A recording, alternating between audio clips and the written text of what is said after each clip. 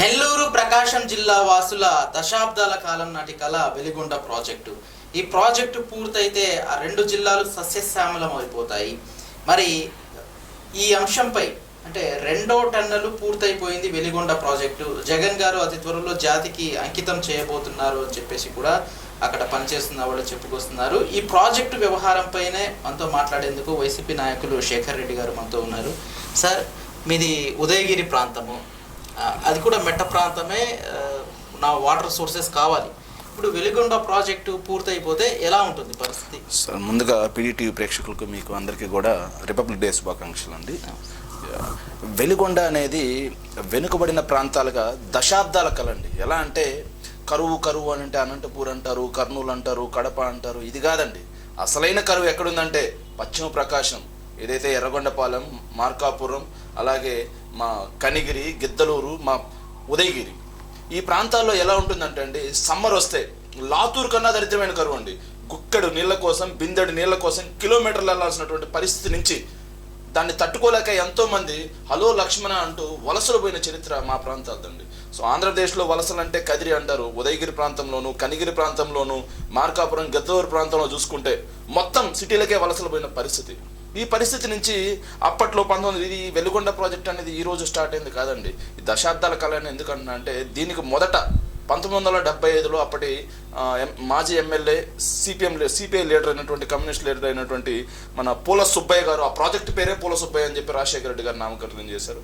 ఆ పూల సుబ్బయ్య గారు, అలాగే సూరా పాపిరెడ్డి గారు దీనికోసం పోరాటం చేస్తే, తర్వాత ఏదైతే మన ఎంవి రమణారెడ్డి గారు, మైసూరారెడ్డి గారు, రాజశేఖర రెడ్డి గారు, వీళ్ళందరూ రాయలసీమ నీటి కోసం వాళ్ళు ఉద్యమం చేసేటప్పుడు, సో ఈ వెలుగొండ ప్రాజెక్ట్ నుంచి గిద్దలూరుకి, అలాగే అక్కడి నుంచి బద్వేలు కాన్స్టిట్యున్సీకి కూడా కొన్ని వాటర్ వెళ్తాయండి. దానిలో భాగంగా వెలుగొండను కూడా పూర్తి చేయాలి అని చెప్పేసి అప్పటి ముఖ్యమంత్రి ఎన్టీ రామారావు గారి మీద ఒత్తిడి ఇచ్చారు. సో ఎలక్షన్స్ వస్తున్నాయని కాబట్టి హడావిడిగా ఎవరిని సంప్రదించకుండా ఎన్టీఆర్ గారు అప్పుడు ఏం చేశారంటే, హంద్రీనేవా, గాలేరు నగరి వీటికి శంకుస్థాపన చేస్తూనే వెలుగొండకు కూడా ఒక ఏదైతే సర్వే చేయమని చెప్పి ఒక జీవో ఇచ్చారు. ఆ జీవో 89-90లో వచ్చింది. ఆ జీవో వచ్చిన దాన్ని పట్టించుకున్న నాదుడే లేడు. చివరికి ఏమైందంటే, ఇక 96 ఎలక్షన్స్ టెక్నికల్ రిపోర్ట్ వచ్చింది, అన్నీ వచ్చినాయి. చివరికి ఎప్పుడు 96 చంద్రబాబు నాయుడు గారు అనేది ఆయన ఎంపీ ఎలక్షన్స్కి 96లో వెళ్ళారు. 95లో మన ఎన్టీఆర్ని పసక్కని వెన్నుపోటు పొడి చేసిన తర్వాత 96లో ఎంపీ ఎలక్షన్స్కి వెళ్ళిన తర్వాత అప్పట్లో సిపిఎం కార్యదర్శి, రాష్ట్ర కార్యదర్శి ఉండేవాడు కొరటాల సత్యనారాయణ అని చెప్పేసి, ఆయన ఒత్తిడి మేరకి మార్చి 5, 1996లో మొదటిసారిగా దీనికి శంకుస్థాపన అయితే చంద్రబాబు నాయుడు గారు చేశారండి. శంకుస్థాపన అయితే చేశారు కానీ చంద్రబాబు నాయుడికి అలవాటైన పనులేవి. శంకుస్థాపన అయితే చేస్తారు కానీ దానికోసం నిధులు ఇచ్చేది ఉండదు, ఆ ప్రాజెక్ట్ని పూర్తి చేసేది ఉండదు. కేవలం కనీసం 2 కోట్ల రూపాయలు కూడా దాన్ని ఖర్చు చేయకుండా గాలికి వదిలేశారు. చివరగా మళ్ళీ ఉసూరు అనిపించారు చంద్రబాబు నాయుడు గారు. అక్కడ శంకుస్థాపన చేయగానే మా ప్రాంత ప్రజలను, సరేలే మాకు వాటర్ వస్తాయి, కృష్ణానది జలాలు మా పొలాలను తడుపుతాయి, మా గొంతుకలను తడుపుతాయని చెప్పి అందరూ ఎంతో ఆశగా కూర్చున్నాం. కాకపోతే చంద్రబాబు నాయుడు గారు మళ్ళీ ఉసూరు అనిపించారు ఆశ పెట్టేసి. చివరగా 2004లో వైఎస్ఆర్ గారు ముఖ్యమంత్రి అయిన తర్వాత జలయజ్ఞంలో భాగంగా అన్ని ప్రాజెక్టులకు శంకుస్థాపన చేసుకుంటూ పోతేనే మా వెలుగొండ ప్రాజెక్టుకు కూడా మార్చి ఆయన చేసింది ఎప్పుడంటే 27 అక్టోబర్ 2004వ తారీఖున వెలుగొండకి గొర్లపడియ దగ్గర శంకుస్థాపన చేశారు.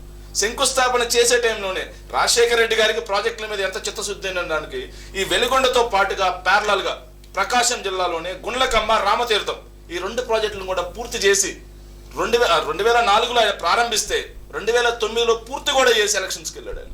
ఆ వాటర్ ఇప్పుడు ఒంగోలుకి దాహం తీరుస్తుంది. ఒంగోలు ప్రజల దాహార్త చేసేది రాజశేఖర రెడ్డి గారి పనులే. తర్వాత రాజశేఖర రెడ్డి గారు అకాల మరణం, రాజశేఖర రెడ్డి గారు స్టార్ట్ చేసిన తర్వాత దానికి ఎన్నో ఆటంకాలు ఎదురుమైనాయి. పర్యావరణ అనుమతులని, అటవీ అనుమతులని అని చెప్పేసి టైగర్ రిజర్వ్ జోన్లో ఉంది, అక్కడికి భారీ వాహనాలు వెళ్ళడం కష్టమైంది, టన్నెల్ తవ్వడం కష్టమైందంటూ చాలా ఇబ్బందులు అయిన తర్వాత అయినప్పటికీ వీటన్నిటిని అధిగమించి రాజశేఖర రెడ్డి గారి హయాంలోనే ఈ ప్రాజెక్ట్ ఎలా జరిగిందంటే, వెలుగొండ వీళ్ళందరూ మాట్లాడతారు వెలుగొండ సొరంగాల గురించి, మా ప్రభుత్వ హయాంలో చేసాం. నిన్న చాలా మంది చూశారు టీడీపీకి చెందినటువంటి ఎమ్మెల్యేలు ఏదైతే పశ్చిమ ప్రకాశం వాళ్ళు ఎంత నీచంగా మాట్లాడారంటే, మా ప్రభుత్వ హయాంలోనే ఫినిష్ అయిపోయింది, మీరేం చేశారని చెప్పి మాట్లాడారు. నిజంగా ప్రజలు నవ్వుకున్న ఆ ప్రాంత వాసులుగా ఎవరి హయాంలో ఎవరెవరు ఎంతెంత జరిగిందంటే, వెలుగొండ మొదటి సొరంగం సార్ మొత్తం 18.8 కిలోమీటర్లు ఉంటే కాంగ్రెస్ హయాంలో 2008 నుంచి 2014 మధ్యలో 11.58 కిలోమీటర్లు సొరంగం అనేది తవ్వారు. తర్వాత టీడీపీ హయాంలో 2014 నుంచి 19 మధ్యలో కేవలం 4 కిలోమీటర్లు తవ్వేసి వదిలేశారు వాళ్ళు. కానీ వైసీపీ 18 నెలల కాలంలో 3 కిలోమీటర్లు తవ్వి మొదటి సొరంగం పూర్తి చేసింది. కానీ మీరు ఇక్కడ గమనించాల్సింది ఏంటంటే వైసీపీ ప్రభుత్వం అధికారంలోకి వచ్చిన 18 నెలల్లోనే మొదటి టన్నెల్ పూర్తి చేసింది. పూర్తి చేసినా సరే జగన్మోహన్ రెడ్డి గారు వాటర్ ఇవ్వలేదు. అదే చంద్రబాబు నాయుడు గారు అంటే నామకే వాసి కొన్ని వాటర్ వదిలి వెలుగొండని జాతికి అంకితం చేసి ఆయన ఒక ఈవెంట్ పెట్టి ఈవెంట్ మేనేజర్ లాగా చేసేవాళ్ళు. కానీ జగన్మోహన్ రెడ్డి గారి చిత్తశుద్ధి ఎలా ఉందంటే ఖచ్చితంగా ప్రాజెక్ట్ని పూర్తి చేసిన తర్వాతే ఓట్లు అడుగుతానని చెప్పి ప్రకాశం జిల్లాలో ఆయన మాట్లాడారు.